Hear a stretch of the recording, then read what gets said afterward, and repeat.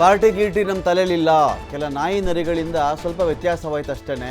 ಆ ಪಾರ್ಟಿ ಈ ಪಾರ್ಟಿ ಅಂತೇನಿಲ್ಲಪ್ಪ. ಕೆಲ ನಾಯಿ ನರಿಗಳು ಸೇರಿಕೊಂಡು ಸ್ವಲ್ಪ ಎಲ್ಲ ಪ್ರಾಬ್ಲಮ್ ಮಾಡಿಬಿಟ್ರು. BJP ವಿರುದ್ಧವಾಗಿ ಮತ್ತಷ್ಟು ರೆಬೆಲ್ ಆಗಿದ್ದಾರೆ ವಿ ಸೋಮಣ್ಣ ಅವರು. ಸಿದ್ಧಗಂಗಾ ಮಠವನ್ನು ಬೇರೆ ಮಠದೊಂದಿಗೆ ಹೋಲಿಕೆ ಮಾಡೋಕ್ಕೂ ಕೂಡ ಆಗಲ್ಲ, ಸರಿಯಲ್ಲ ಕೂಡ ಅದು. ಕಾಲ ಬರುತ್ತೆ ಅವಾಗ ಮಾತನಾಡೋಣ.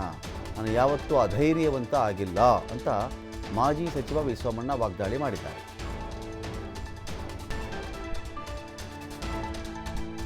ಪಾರ್ಟಿ ಗೀಟಿ ನಮ್ಮ ತಲೆಯಲ್ಲೇ ಇಲ್ಲ. ಎಲ್ಲ ಒಂದು ಕಡೆ ಇತ್ತೀಚಿನ ದಿನಗಳಲ್ಲಿ ಕೆಲವು ನಾಯಿ ನರಿಗಳು ಸ್ವಲ್ಪ ಇದಾಯ್ತು ಬಿಟ್ಟರೆ ಈ ಮಠಕ್ಕೆ ಒಂದು ದೊಡ್ಡ ಇತಿಹಾಸ ಇದೆ. ಸಿದ್ಧಗಂಗಾ ಮಠ ಯಾವ ಮಠದ ಜೊತೆಲಿ ಹೋಲಿಕೆ ಅನ್ನೋದಲ್ಲ, ಯಾವ ಮಠ ಅನ್ನೋದಕ್ಕಿಂತ ಹೆಚ್ಚಾಗಿ ಈ ಪೂಜ್ಯರಿದ್ದಾರಲ್ಲ ಅವರು ಯಾವುದೇ ಆಸೆಗಳನ್ನ ಪಟ್ಟವರಲ್ಲ. ಅವ್ರಿಗೇನಿದ್ರು ಮಕ್ಕಳು, ಬಡವರು, ರೈತರು, ಕಾರ್ಮಿಕರು, ಅವ್ರ ಮಕ್ಕಳು ಉದ್ಧಾರ ಆಗಬೇಕು, ವಿದ್ಯಾವಂತರಾಗಬೇಕು, ಅಷ್ಟೇ ಅವ್ರದ್ದು.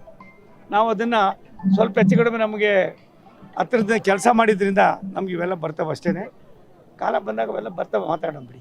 ನಾನು ಯಾವತ್ತೂ ಅಧೈರ್ಯವಂತ ಆಗಿಲ್ಲ. ಬಟ್ ಒಂದು ಸತ್ಯ, ಸ್ನೇಹ ನಮ್ಮದು ಅವ್ರದ್ದು. ನಮ್ದು ಇವತ್ತಿನ ಸ್ನೇಹ ಅಲ್ಲ, ಅದು ಒಂದು 50 ವರ್ಷದ ಸ್ನೇಹ. ಅವರೇ ಹೇಳೋದು. ಹಾಗಾಗಿ ರಾಜಕಾರಣನೇ ಬೇರೆ, ಆತ್ಮೀಯತೆಯೇ ಬೇರೆ. ಈ ಪಾರ್ಟಿ ಗೀಟಿ ನಮ್ಮ ತಲೆಯಲ್ಲೇ ಇಲ್ಲ.